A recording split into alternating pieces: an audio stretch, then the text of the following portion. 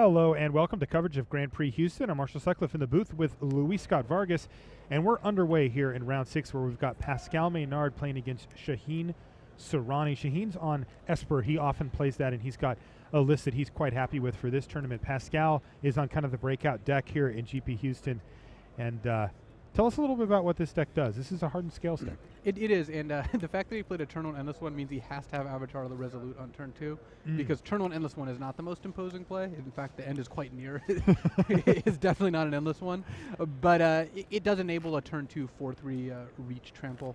So what this deck's trying to do is play the namesake card, Hardened Scales. As the deck has been described, it's a way above average deck when it has a turn 1 Hardened Scales, and a somewhat below average deck when it doesn't. I mean, they're certainly capable of winning games, but turn 1 Hardened Scales just makes every card in the deck overpowered. So, all the cards reference counters in some way, whether they add counters or come to play with counters or what have you. So Pascal's looking to do that. Unfortunately, he had to settle for this start instead. This is pretty decent. It's not the end of the world. He's got 5 power on turn 2. Yeah. That isn't bad. It would be pretty vulnerable if Shaheen had a removal spell for the Avatar, but yes. But Shaheen doesn't. I mean, all he's got is a Jace. Yeah, Shaheen's list is pretty sweet. He's actually playing 4 copies of Grasp of Darkness in this deck. He says he thinks it's one of the most important cards for his list. He was able to replace the ultimate prices that weren't really doing it for him. And it does make the mana a little inconsistent because he is still running a Dragon's deck. It's an Esper Dragon's deck with Scorn in it. So double blue and double black in the early stages can be a little difficult. But he says that he can use the fetch lands. He's got 10 fetch lands in this deck to figure out exactly what it is that he needs and go for it. Yeah, well, the funny thing is for this field, I think you would much rather have ultimate price. I agree. You're playing against a bunch of Mana Gorger Hydras, which Grasp certainly can kill now, but just in general against the Hardened Scales deck, you'd rather have a removal spell that can kill even the gigantic creatures because their creatures just grow so big. Meanwhile, Shaheen has fallen down to 14 life already. He did block Endless One with his Jace, but took 4 from the Avatar, and he's really got to do some work here to get things back in his favor. He's also not playing very many sweepers in the deck. He just has 1 Crux of Fate. We did do a deck tech with Shaheen as well that we'll be showing at some point over the course of the weekend. You'll see that. The one thing to note too is that Foul Tongue Invocation gets kind of blanked by this Endless One. This Endless One did some work. That's true. It's a 1 mana spell that basically makes it so Shaheen's removal spell in hand essentially does nothing. Killing the 1 doesn't matter because Jace even can block it. Yeah. So, in fact, casting a Foul Tongue means that Shaheen takes more damage because the Mana Gorger Hydra gets bigger. Uh-oh, speaking of taking more damage, here is a Nissa now from Pascal Maynard. And Nissa's really good. This is the reason that you're seeing Hardened Scales decks all over the place is the addition of Nissa. And, she really punishes control decks. She's just a huge clock. In general, she is exactly what the deck wants. Like right now, she puts a counter on Hydra just by being cast, but also can put a counter on each of Pascal's attackers. Okay, well, Shaheen's going to crack a fetch in response. He might have his 1 of Scatter to the Winds here. He may have some other response. But right now, Nissa's on the stack. I think he's just going to Jace and hope to draw a counterspell, and if he doesn't, he's going to take so much damage. This is a big one, and he doesn't. He finds an island off the top, this and game you're right. Like basically over on this turn is 4. basically it, right? He also doesn't have a dragon in hand for that Foul Tongue. No, and the best he can do is kill the Endless One and take, 5 plus the 4/4 off the Hydra, take 9, because the Foul Tongue will grow the Mana Gorger as well. So, yeah, I mean... We're assuming that Nissa, after resolving, is going to put counters on each creature? Yeah, I think that's a safe assumption to make.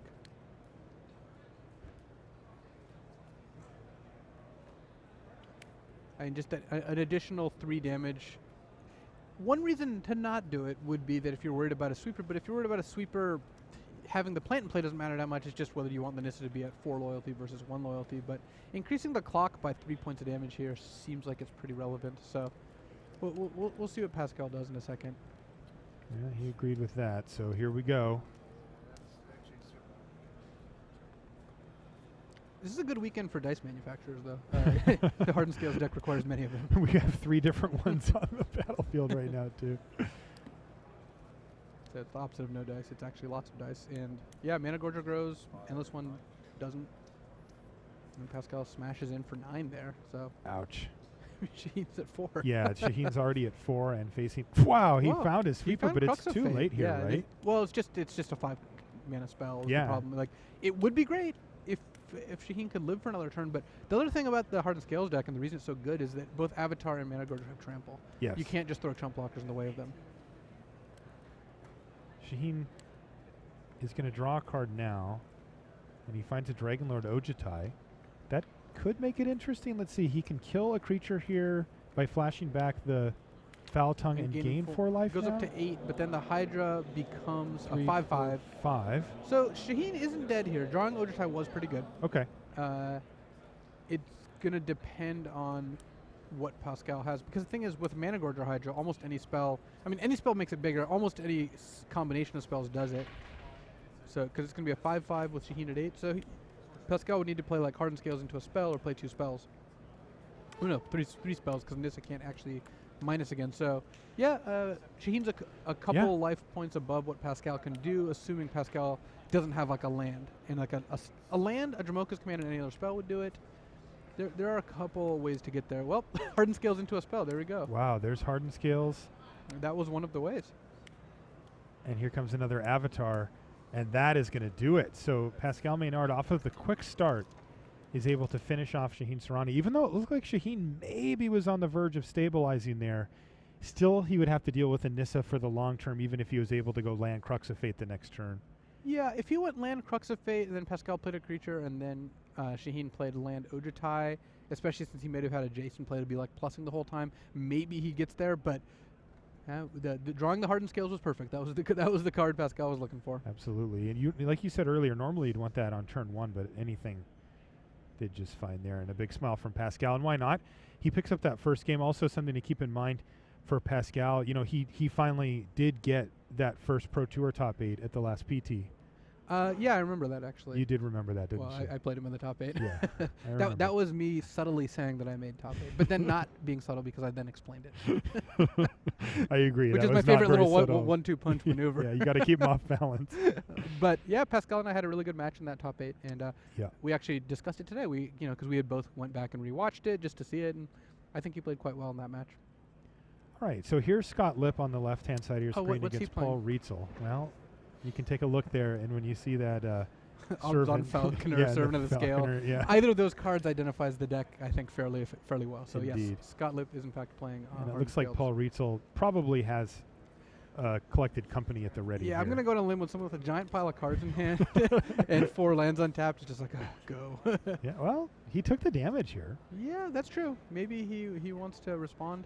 Oh, it looks like he doesn't have collected company. He has Ojutai's Command. Okay. Actually, Ojutai's Command does a pretty good job with collected company because it's disguised by the fact that you think he has collected company. That's true. That sort of camouflage is useful, and getting back Sylvan Advocate, which is what he did, is really good because that's the kind of card that in a couple turns is going to be worth way more than 2 mana.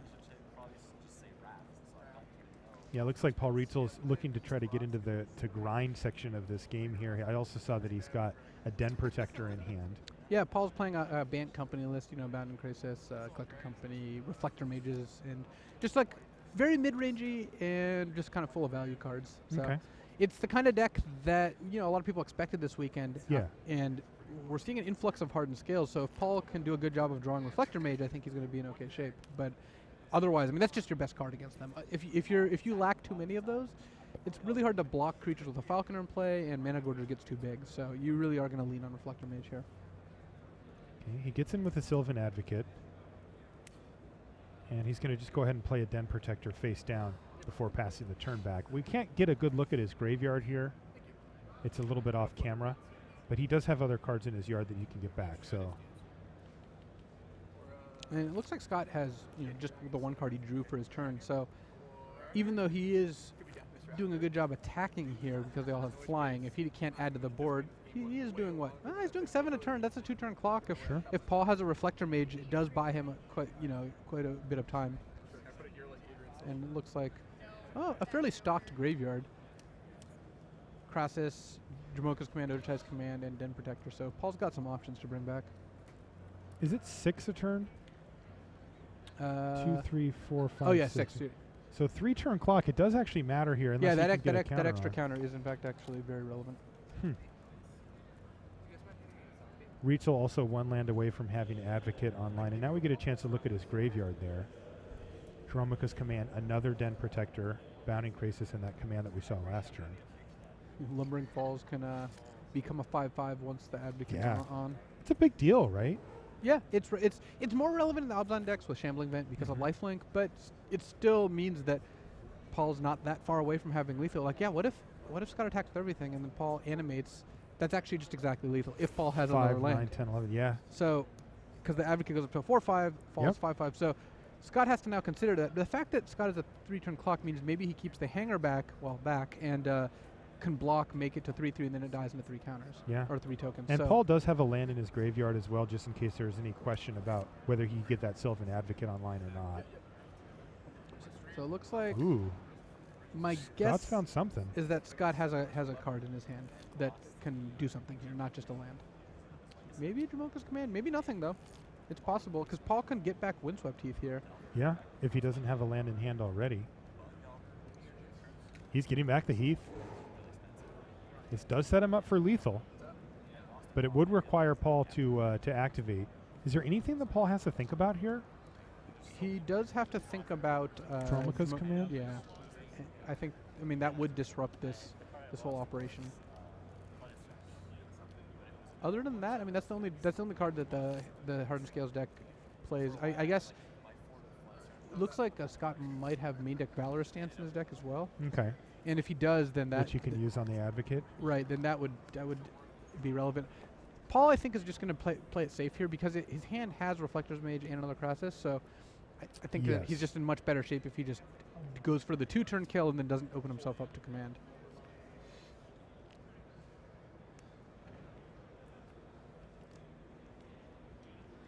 All right, we're going to stick on this one for just a minute here. I do want to see how this this shapes is going to up be. down the stretch. I think this one attack between this attack and next turn is probably going to determine the course of the game. Scott's thinking about something here. Again, unless he's got a Valorous Stance, it's going to be Dramoka's Command. That's exactly what it is, Luis.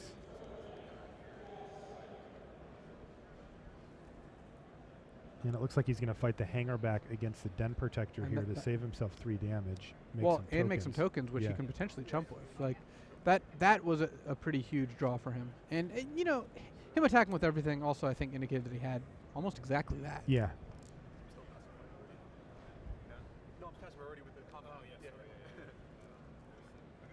Looks like Scott's just going to take it, and then Paul has to decide kind of how he can best now, you know, reevaluate because he's no longer got lethal next turn, assuming some of those tokens stay back to block. All right, we got a little picture-in-picture. So lower right-hand side of your screen is our main match, which has already begun. You can see it started a little slowly here compared to the last one, just a turn 2 hanger back walker there for Pascal Maynard. So we'll jump back down to that one, but I do want to see the finish of Scott Lipp versus Paul Rietzl. It does look like this game is starting to come to its end here on some level, and I'm curious to see these next few draw steps for Scott are really going to be huge. Yeah, and you know, Shaheen's playing Esper. He's not going to play any spells in the first bunch of turns of the game. That's just kind of how the deck works. So, of interest, Paul decided to bounce a Thopter token instead of the Abzan Falconer. He foresees the game lasting more than an extra turn here. Otherwise, you would just, you know, bounce Falconer and it wouldn't be able to be replayed. But I think that's partially because he's got the Bounding Crisis and he's going to try to apply enough pressure. He'd rather just kill a token, especially if he thinks that he's going to be able to force Scott to chump here. So Crisis taps down the Falconer here as Paul Rietzl's board grows ever larger. Now, if Scott hasn't drawn anything, he's not in great shape. He can attack for 2. Paul would go to 4. Or sorry, he can attack. Yeah, and then he can block one thing. But then if he has nothing, he still dies. So maybe he can only attack with 1 creature. Paul falls to 5, but then Paul forces a bunch of chump blocks on his turn. So yeah, it does look like Paul is sort of slowly and again, every turn generating a bigger advantage. Without Hardened Scales, this kind of long game, Paul's cards are slightly better than Scott's on average. You know, Servant of the Scale does not compare well to like Sylvan Advocate. Sure. So I think that you're seeing now is Paul's slightly bigger creatures force Scott into a kind of bad position. Imagine if there was a Hardened Scales in play, Scott would have had many more flyers. His creatures would be much, much bigger. He would have won this game pretty easily, assuming it wasn't replacing something else too important. Right. But, you know, without it, this is a close race, but I think Paul's going to be slightly ahead. And Scott deciding if Scott drew a creature, he can attack with both. If he didn't draw a creature, I think he only can attack with one. He might play it safe if he drew a creature and attacked with just one as well. Oh, he drew an Avatar of the Resolute. That's not bad.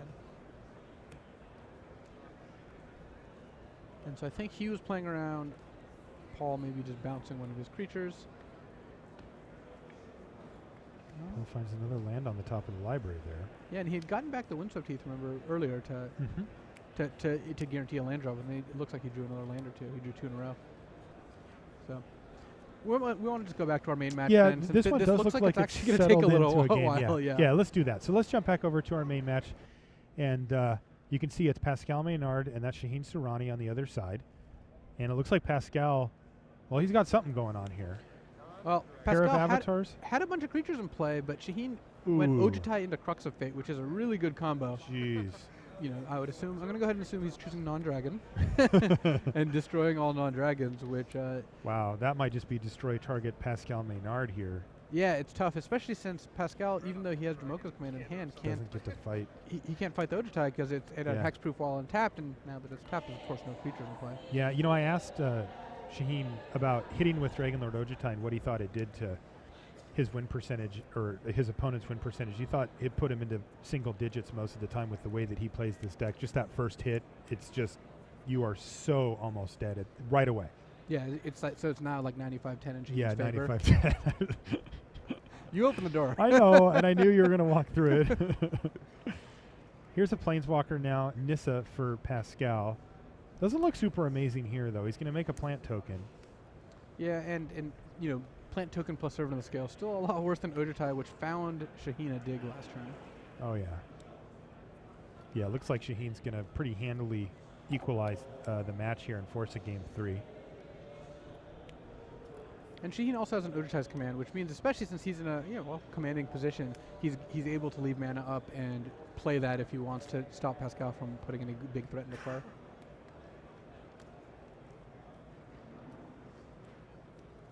By the way, I do agree with Shaheen's assessment. If you hit your opponent with an Ojutai, you're usually in really, really good shape, just because that means you resolved a 5-drop in your control deck and have the luxury of attacking with it, which is just, that's usually kind of a win condition. Right, you've also untapped your mana, like, yeah, it's just such a good spot. So let's see if Shaheen's going to go for a dig through time here. I think he is. I think he looks like he's going to dig pre-combat, and a reason to do that is it will give him more information on what to pick up with Ojutai. Also, whether he can afford to maybe just kill Nissa with Ojutai. Like, if his hand, you know, after post-dig ends up being pretty stacked, then at that point just kill Nissa just to remove any possibility of a comeback. Yeah, it looks like he's got a lot of great choices here. There's a Jason there. There's Ojutai's command. Couldn't quite see what he took. Yeah, I mean, I saw another dig, which probably took still that. not a lot of fuel in his graveyard, but I think he's going to be getting there pretty soon. Yeah, he picked up He sure did. dig, Grasp of Darkness, Yeah. and then, like killed Nissa. Yeah, leaving Pascal with a grand total of 1 power on the board here. Right, and Pascal has another Nissa and a Dromoka's command in hand, but like, even those cards combined just don't do that much. Again, the Hardened Scales deck is just a classic, synergy deck. Its cards generally are not individually powerful. Like, sure, Mana Gorger Hydra is a pretty good card, but Servant of the Scale's not. And the combination of all the cards is very impressive.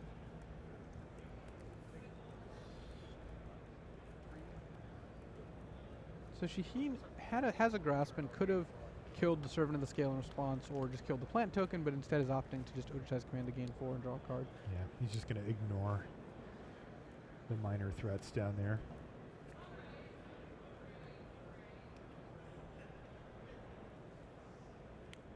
Looks like Shaheen also has Flaying Tendrils in hand. He has 3 of those in his sideboard.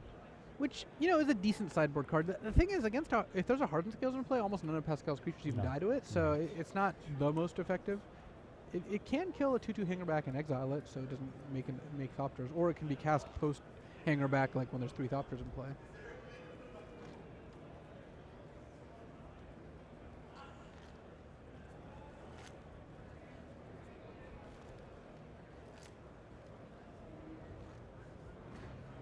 Yeah, this is the kind of game I hate playing from Pascal's side. You've lost the game. Yes. You haven't lost. You're still like a 3 to 5% chance of you winning. But so you have to play. But you're just watching your opponent Ojutai and dig, and you're just like, come on, come on, finish me. How do you feel about playing this type of game from Shaheen Soorani's side? Oh, it's the best feeling in Magic. I was actually telling Matt Ness this on the way to this Grand Prix, that one of the best feelings in Magic is playing a game where you're pretty sure, almost assuredly going to win, but you still have to play the game. You still have to play it well, and not screw up. But you get to play these games where you're just like very far ahead. Yeah. The flip side, of course, is it's really fun to play the game where you're losing really badly, but manage to pull it out. Yes. Those games are the most rewarding. Totally. So if Pascal were to win this game, if he makes a sequence of great plays, has a sequence of great draws, some combination of those things, and ends up winning, then it's the game you look back on and are really satisfied by. For sure. So now he's going to make his servant bigger so it lives through the Flame Tendrils. The funny thing is, it's going to fight Jamoka, so if this resolves, Jamoka is going to... Or Ojutai, rather, is going to die to Flame Tendrils. Exiled, yeah. Pascal doesn't really have much of a choice here, so he's just going to fire it off, though. Double black still available for Shaheen Soorani. Well, now the plant lives through the Flame Tendrils. Okay. Look at that combination. Business. Pascal still has a 3/4 and a Planeswalker on 1 against like a Murderous Cut and a Dragon. Though the way Shaheen casts his spells, since he used all his black mana on the 2 double black spell. Yeah. He actually can't cast this Murderous Cut right now, but he still can cast a dig. He did still end up hitting with the Ojutai, then playing Flame Tendrils. That's how that went down, right? Yeah. Okay. Well, and part of yes, it opens you up to Jamoka's Command a little bit more, but you do get to hit for 5 instead of hitting for 3. I see. Another Jamoka's Command here for Pascal, and Dragon Lord Ojutai still tapped. So Pascal is making his plant into a 4/5 and fighting the Ojutai. Okay, well, Ojutai's down. That was one way to take down Ojutai. If Shaheen misses completely on this dig, as implausible as that is, if he misses completely on the dig and then misses on his draw step, maybe Pascal can get back into it. This is why you keep playing these games. Yeah. Well, I hit another dig and another Ojutai, but still, in theory, these things could happen.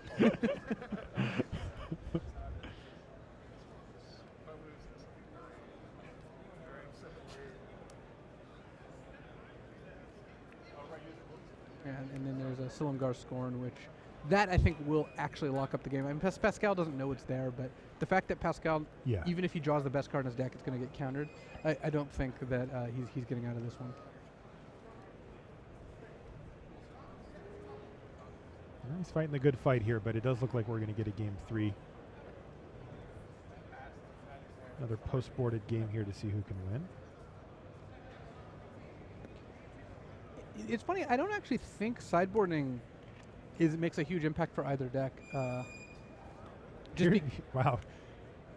He actually drew really well, too. Yeah, he drew the Gideon. I mean, that's one of the sideboard cards you bring in for the grind your matchup. I just don't think the Flying Tendrils is insane, and I think Gideon is good. Gideon's probably better than anything Shaheen's bringing in, but it's still... this isn't one of the matchups where it shifts, over 10% in sideboarding. And here's where you get punished. Sick top deck serving the scale. The 1/1 for 1. It does not scale well until the late game. Let's just put it that way. It has not served him well. And Shaheen now casting 8 mana digs. He just has the time for that.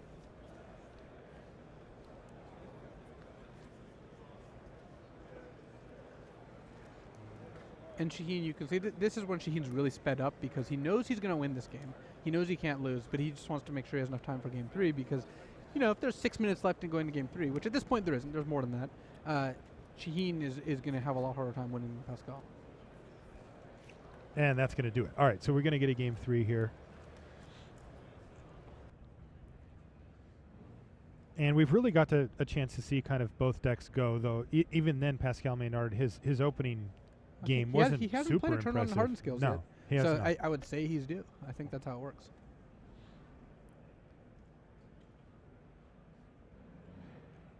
Yeah, Shaheen's been around for a while, actually. In Worlds 2006, the first Worlds that Paul Tian and I played, Shaheen and Paul played for top 16 of that Worlds. Yeah, Shaheen playing a pretty sweet Blink Avalanche Rider deck. So Oh, really? Yeah. This is before his 8-year run of Esper or whatever? Yeah. It was a cool deck. Blink Riders was just a thing he liked, and it was a pretty interesting. Like, you're supposed to play Avalanche Riders, kill our land, upkeep, blink it, kill our land, kill our land. Shaheen liked blowing up lands before he liked playing lands. Let's just put it that way. Yeah, he's really switched teams here in a pretty big way. Yeah. Yeah, Shaheen's really interesting. He plays Esper pretty much all the time. I have seen him not, but it's very rare. He's one of those like specialists, right? That people will sort of latch onto a type of deck or a certain colors or whatever, and he's one of those people that will come up and bring this Esper deck tuned to how he sees fit as often as he can. Yeah, looks like Scott actually pulled out that game. You know, the last game we saw that was really close. I think Paul just needed like 1 or 2 more spells, and he didn't have them. So eventually Scott, the Albs on Falconer meant that Scott was going to win any game that went more than a couple turns. Okay. That's impressive. But no 1-drop in a turn 2 hanger back means, you know, Paul's got to be feeling pretty happy about that. Though it doesn't look like Paul has a 3rd land, and playing the Yavimaya Coast as his 2nd land kind of indicates that. Paul in the unenviable position of having to just kill hanger back before it gets out of control. And he gets in for 3 damage in the process. And it looks like he's going to miss a land drop here as Paul Rietzl. So this is an opportunity for Scott to start developing his board and get out ahead of Paul before he can find the mana to do anything. Because I did see, you know, Paul's got like Reflector Mage in his hand. He has a lot of good plays, and that was big for Scott Lipp. Valorous stance there to take down the Sylvan Advocate. And as is typical, when you get stuck on 2 mana, you've got a lot of spells in your hand. Paul's not, you know, he's not dead yet because Scott's not applying that much pressure. But if Paul misses, I would say if he misses 2 more turns, he probably is going to have a hard time winning. If he misses 1 more turn, it's already going to be hard, but it's not going to be impossible. Speaking of having a hard time, here's Scott Lipp with Hardened Scales, and he's going to follow it up with Endless One. So looking to build out his board here. Paul actually deciding whether he wants to cast Dromoka's Command, but so he's going to prevent the damage that Endless One deals, and make Scott sacrifice an enchantment. That's what he has to do here. Yeah, huh? He doesn't want to put a counter on Thopter, and he certainly doesn't. He has nothing to fight. Yeah. Oh, he actually put a counter on the Thopter. I'm pretty sure he could just prevent the damage target spell deals. It's just a spell, right? Yeah. It doesn't matter that the spell could or couldn't deal damage. Double check that real quick. Paul following up with a Sylvan Advocate. Oh, it does actually say target instant or sorcery Oh, okay. spell. There we go. Yeah, so he had to do that. But I think putting a ++ counter on the Thopter is better than putting it on the Endless One because he has a Reflector Mage in hand and he can bounce And he the just Thopter. wants to kill the Thopter anyway. Yeah. Okay. And he also that also lets him kill the Hardened Scales, which he wanted to do anyway. So follow Dromoka's Command, and there goes a land. There's a land. All right. You know, given that Scott has just one card in hand, it's not that real. Also, I'm having a hard time calling him Scott because he's the owner of Spanky's Card Shop. Yeah. And everyone just calls him Spank. I know. Yeah. So I don't think I've ever called him Scott when I talked to him before. He came and, you know, he was at the Super Sunday series. Mm-hmm. He had his son there. We did a little video interview with him. It was really cool. Yeah, he was having a good time. He won an RPTQ in Denver 6 months ago or something like that. And he actually stayed at one of my coworkers' houses while he did that. But he doesn't live there, right? No. He flew He's in from Kansas City. Yeah, my coworker Matt Place is actually from Kansas City, so cool. they knew each other, you know, a while ago. Okay, so Paul's going to go for the Krasis here. Yeah, and try to trade with the Endless One. That seems like the plan. Yeah. He's just going to do it pre-combat here, tap down the Thopter, and say, "Hey, yeah, go for it." Go for it. Uh-oh. It's got to be a hanger back, right? Yeah, there it is. 2/2 hanger back walker. The good thing is, all right, Paul Rietzl fighting and scratching his way to stay in this. Once Scott runs out of Dromoka's commands, then you know, Paul just found one. Yeah, that's not bad. Then Paul's Reflector Mages do a pretty good job of delaying hanger back because Scott doesn't have a way to get it dead. To kill it, yeah. Huh. This is shaping up to be a game. I was really happy to see that Paul drew that land because I think that's had a potential to be a pretty darn interesting game, and it looks like it's starting to become just that. Yeah, it looks like they're winding up. Yeah. So why don't we jump back over to our main match? It's unclear how long this one's going to go, and I want to make sure that we catch Game 3 of Pascal Maynard playing against Shaheen Soorani, and they are already underway. And all right, Pascal says enough of this no Hardened Scales on turn 1, and he's got it this time. Unfortunately for Pascal, his follow-up play was an Oath of Nissa that found a Windswept Heath. He would much rather have had a 2-drop creature, but you know, if he's got a Servant of the Scale, this isn't too bad. Looks like he has a slightly slower hand though. You know, with Gideon, It's not the end of the world. Okay.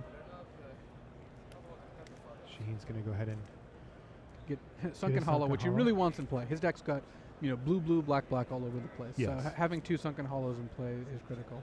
Actually, Shaheen's actually playing 3 Sunken Hollows, which, not all Esperlists play the full 3. Sometimes they play the bare minimum of the Battlelands, but his deck just needs the card Sunken Hollow in play so often that I think having 3 makes sense. He'll often want to fetch the 3rd. He also doesn't do anything on turn 1 anyway. But this is perfect for Shaheen. The fact that Pascal doesn't have a 2-mana creature, like imagine if Pascal had a 2/2 hanger back in play, it would be really difficult. Now Shaheen has Silumgar's Scorn, so he can answer any card Pascal can play this turn. And Oath of Nissa kind of annoying. It's funny. I wonder how often it comes up that it blanks at Dromoka's command. Yeah, I mean that's not here, but It also lets Pascal cast Gideon off 3 forests and a plains because he can spend mana as if there's any color to cast Planeswalker. No, I lost a game last week in the Magic Online Championship because I forgot that I could cast Chandra because I'd Oath of Nissa and like 6 forests in play. Really? Yeah. That's funny. Debatable deck choice to begin with, but the fact of the matter is I actually had an ability there. The flavor text actually did something.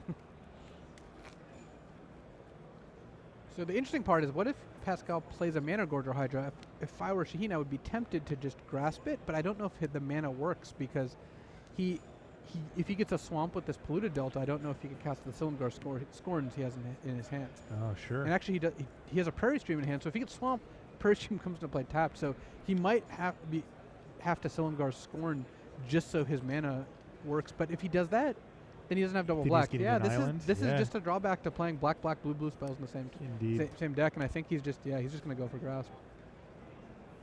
I like this. Find an untapped blue source even though he can't play Scorn next turn, he can still play it the turn after. Whereas if he gets Island and casts Scorn, he can never play Grasp until he draws a land. Whereas with this sequence, he still can play the Grasp and the Scorn, whereas the other one he's only able to play one.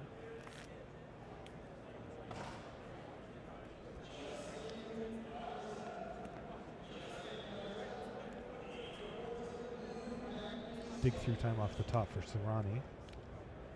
No, not what you want to see on turn 2, really. No, this is his 3rd turn. He plays a Prairie Stream and then passes back. And this is a big opening here for Pascal. The problem with this for Pascal is if he doesn't predict negate, Shaheen's just going to snap off this Gideon with a negate. Oh, this is perfect for Shaheen. Shaheen cannot slam negate on the table quickly enough. Well, no, that was, I think, pretty measured. I mean, he's certainly happy about it, but I don't think he really violently slammed it. I think he's really happy about it. Maybe in his Thanks head, for the clarification. We could do a quick poll. We could pull him in the booth and say, how happy were you to get that negate on a Gideon? And I think he would give it a 10 out of 10 on the happiness. Well, no, I wasn't debating the happiness because it's certainly 10 out of 10. You were just debating the speed at which it hit. You said he couldn't slam it quickly enough, and I think that's just factually incorrect. Just like Thank you for that insight. Just like last round when Gabby said he got into the red zone. Like technically the card didn't break into the red part in the middle, not getting in the red zone. Oh, you're in true rare form today, buddy. Technically correct is the best kind of correct. Yeah, I've heard that. Unfortunately for Shaheen, happiness dissipates when you miss a land drop, which he did last turn. And there we go.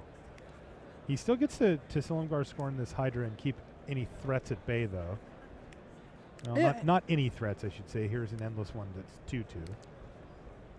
And there's a land drop for Shaheen. All right. Now, Shaheen's actually in good shape now. The fact that he drew the land there means his Ojutai's command is on. He could also cast Dig Through Time pretty easily.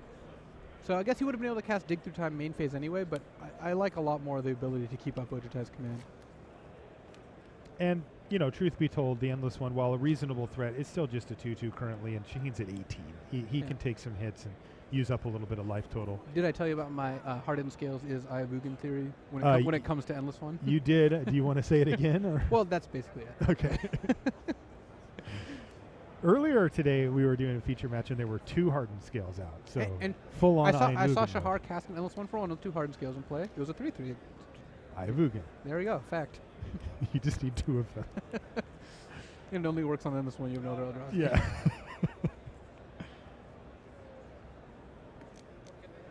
So Pascal can't be feeling good about this. I mean, this is early enough in the tournament that you don't really know details about your opponent's deck list, but he's seen Ojutai's command out of Shaheen. And if I've ever seen an Ojutai's command, my opponent missing a land drop, playing a 4th land, saying go with 4 mana up, that's what you've got to think of. I don't know if Pascal can play around it, though. Like, if his play is, let's say his hand is just like a Mana Gorge or Hydra, is he not going to play it? Shaheen can just cast Dig end of turn if he does.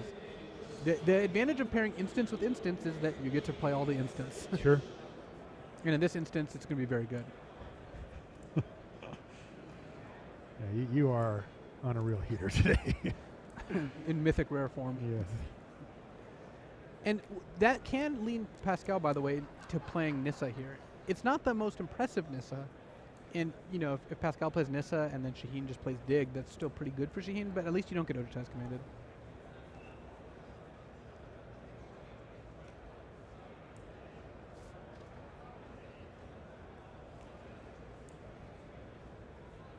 This is a big turn for Pascal. I mean, you can tell he knows that too. He is deep in the tank here on this play. Like, he knows for a fact that Shaheen has Ojutize and 3 other spells in hand because Shaheen missed a land drop. Esper's got a lot of ways out of this. I like the play of Nissa because of Ojutize command. I still think it's the best of a bad situation. I still think Shaheen's ahead right now, but this gives Pascal, I think, the best chance. So Shaheen gets to snap off this hangerback walker with the Ojutize command, but it does leave Pascal with Nissa in play. And Shaheen, I like drawing a card as well. I don't think that it's the time to gain 4 life. So Pascal choosing to make a plant, presumably, since he attacked before using Nissa. And now Nissa's got a -2 of give all your creatures +2/+2. Shaheen really wanted to hit a land there, so he drew off Ojutize command and missed on lands. And because if he could just play an Ojutize there, then he could threaten Nissa next turn and have a good blocker. Instead, having to dig, that's definitely not optimal. Yeah, I don't think he really has anything he can find to get rid of Nissa with this either. I don't think he's playing Ruinous Path. He's got Utter Ends ×2 and the Utter End ×2 in the deck list, but he's not going to have mana for that this turn. No. Though, you know, if Shaheen can find a grasp here, it looks like he's going to just take Utter End of the land. I was going to say he could grasp the Endless one, and that's not the worst. The thing is, Pascal's got no cards in hand. So let's say Pascal draws a blank, -2's Nissa, gets to attack for 6, putting Shaheen to 9. Yeah, you know, that's not great. Shaheen does get to play a Jace this turn. Yeah. This is going to be a close game. It's not going to be. Oh, okay. Looks like Shaheen's actually just grabbing 2 lands. Okay. One of the advantages to doing that is that by grabbing 2 fetch lands, you can ensure that Jace flips next turn because you have 2 cards in your graveyard plus 2 fetch lands plus you loot and discard a Jace. All right. So he's setting up Dragonlord Silumgar for next turn here. Yes. If he can Silumgar and make a plant, and that's a really good defensive play. Silumgar's a great blocker. Yeah. You know, even if Pascal draws a creature, as long as it's not gigantic, well, this is pretty gigantic. That's pretty gigantic. It's going to be a 5/5 hangerback walker because Hardened Scales works in 2 instances here. Wait, the hangerback needs to go up to 5. That's not optional. Well, it's actually important to know what is a mistrigger and what is not because of the way the mistrigger rules work. Because Pascal ticked up Endless One and Plant, he clearly did not miss the Nissa trigger. Sure. So the hangerback has to get bigger. Yeah. It's not like a Mana Gorge or Hydra where if you have one out and your opponent plays a spell and you don't put a counter on it, that's on you. Okay, well this is going to be really tight down the stretch here. Though, you know, hangerback actually not the card you wanted to see in the sense that Shaheen's just going to take the hangerback. He's just going to take the hangerback now? And having a hangerback, if Pascal doesn't draw Dramoka's command, then hangerback's an insanely good blocker. Yeah, Dragonlord Silumgar, I've always loved it against the green-white type decks. Yes. And this is no exception. Yeah, they don't have a lot of ways to kill it. We did see a Valorous stance earlier, but Pascal with no cards in hand is going to be facing down the Dragonlord Silumgar here. And a treacherous 5/5 hangerback. Huge hangerback, yeah.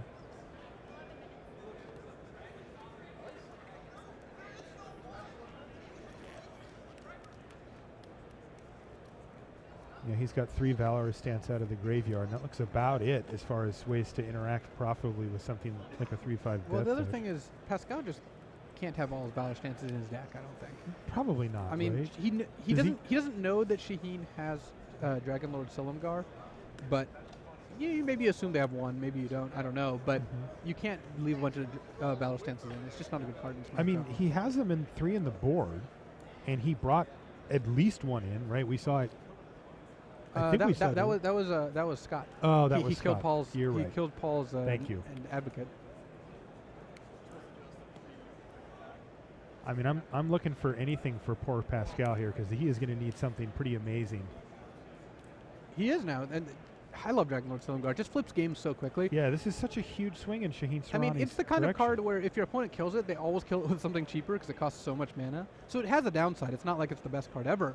But when it works, well, it is the best card ever. Yeah. I mean, it's probably going to win Shaheen this game here. Unless Pascal draws a command this turn to make Endless One fight it. And the thing is, he even has Death Touch, so it takes down anything it fights. Like, what's Pascal's best option here? He can, like, make a plant.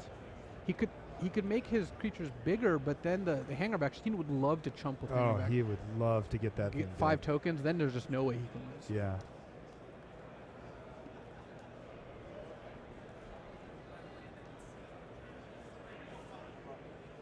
Shaheen also, if he wanted to, he could have waited on the Jace to block and then flip it, but he's got enough good blockers, he'd rather just tick it up immediately.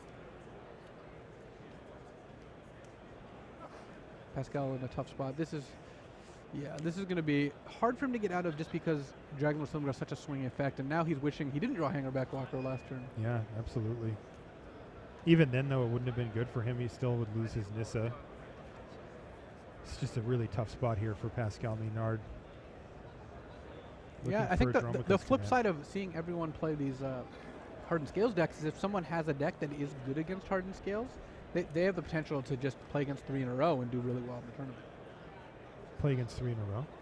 Like if you imagine Shaheen's deck is just like 80% against Hardened Scales. It's see. not, but imagine it were. He could conceivably get paired against 3 Hardened Scales decks in a row because a lot of the top players this weekend are playing it, which is going to disproportionately mean a lot of the people doing well are playing it just because you have a bunch of people not only have 3 buys, which is a huge part of it, but also are, Hall of Fame caliber players. Sure. So, you've got your Paulo Vitor Dominarosa, who is in the Hall of Fame, and Josh Layton, who's going to be in the Hall of Fame. And so, they're going to do well. And then if you have a deck that's just great against Hardened Scales, it's going to be a good weekend for you. Yeah, Shaheen cast Dig and found Scatter the Winds and Utter End. He gets to plus Jace. That's going to be about it. It's going to be hard for Pascal to get out of this because he doesn't have a great way to get rid of Silumgar, and if Hangerback dies, he's in trouble. Shaheen's got a counterspell, and Shaheen's got an Utter End, so he can, at any point, Shaheen can just go, oh, Utter End your Endless One, start attacking. And here's another Hardened Scales. And go. Shaheen's going to go ahead and pump up the Walker here.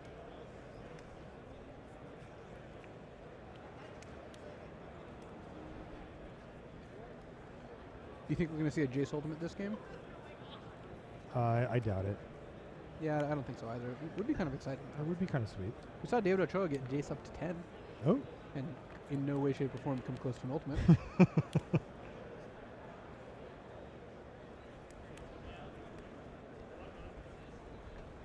Again, Shaheen in the enviable position of figuring out how to lock up a pretty much locked up game. He's casting Dig Through Times, and Pascal's playing Servants of the Scale. Granted, it's a 1-mana 3/3 that dies into 3 counters. That's pretty good, but not when your opponent's got a grip full of dragons, counter spells, and has got a Planeswalker in play. Yeah, and he's also now attacking.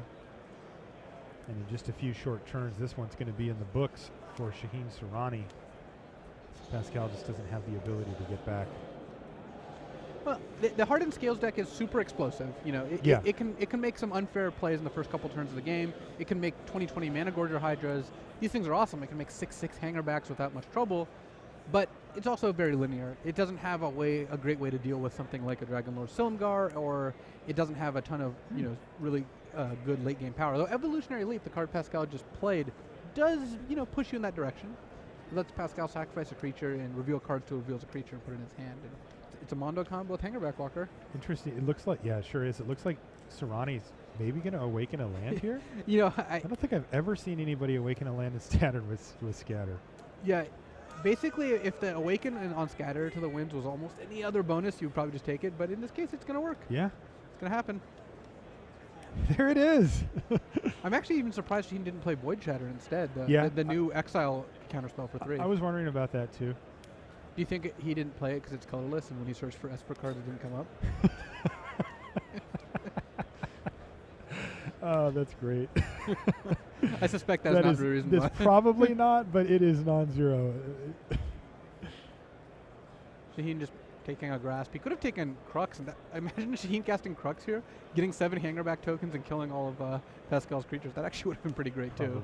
Guess he would have lost his island. And that is going to do it. Shaheen Soorani finishes things off, puts his hand on the table, and it was Yeah, 5 awesome Classic spells. still had all these. Yeah, absolutely. And that's going to do it. So Pascal's going to pick up his first loss of the tournament and go to 5-1. But Shaheen Soorani, you know, he told me early in the morning, he said he felt really good about the list and how he had it tuned up. He said after he found Grasp of Darkness, he just felt like the deck really kind of came together around it. And he's going to be 6-0 here in the early to mid stages of the tournament. Let's jump back over and see what Spanky, as his nickname is, Scott Lipp, is up against Paul Rietzl here, and they're in game 3. What do we see here, Luis? Well, Paul, first of all, he managed to even up the game score. He won the last game, even though he missed his third land drop for a bunch of turns. And I think this game, Paul's doing really well. He has all his mana up, and he's got a ton of great instants. He's actually playing pretty fast here as he casts Collected Company at the end of the Scott's turn. Yeah, this makes me think that the clock is winding down on this match. Ooh, this is going to get ugly. We may have just come for the big turning point for Paul Rietzl here, because he just resolved Collected Company with Jace out. Into a Fire Sylvan it Advocate, off which again. isn't 4/5 yet. If Paul draws a land, it will be. There we go. Ding. And into the Reflector Mage, as you mentioned. And he can flashback Company If right away. Paul can bounce the other hanger back and neither of them can be cast next turn, it's going to be really hard for Scott to get back into the game. But even without it, this is still really good. Paul gets to attack for 6 here, and still has another. It looks like another Advocate and 2 Dramoka's commands and a Bounding Crisis and a Jace. Paul's got a ton of options. When this band deck's firing on all cylinders, it looks really good. Because I mean, again, this band deck's kind of the opposite of the Hardened Scales deck. Every card in the band deck is good on its own. All these cards are just high quality cards, and they don't synergize in an insane way, but they do have some combinations. Look at this. Dromoka's command taking down Hangerback Walker and getting back a Death Mist Raptor too. Yeah. Yikes. We did hit the turning point. All of a sudden, Paul has 13 power in play against the Thopter token. Oh, it's crazy, because when we came in right before Paul played Collected Company, Scott was like reasonably ahead, maybe evened up or right in that range, and now all of a sudden look at Paul's board. Yeah. Oh, man. Yeah, Paul went from 0 creature to 4. Yeah, and Scott went from 2 pretty darn good ones to 1 very mediocre card. Scott with Become Immense in his hand. That's a nice little 6-ball out of nowhere. Yeah, you can get people, but it looks terrible here. It Unless he has doesn't look 2. great. Yeah, if he could just... You know, the thing is, I think Paul's another Dramoka's command in his hand. It's going to be tough for Scott to get out of this.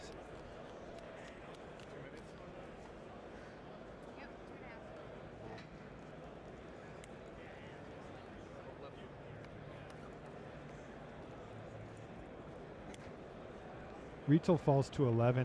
Scott can only Silk Wrap and then replay a hanger back. What was it that got bounced with the Reflector Mage? Oh, it was a hanger back. Yeah, so you don't think he can do that, right? Well, Paul has just like lethal in play, right?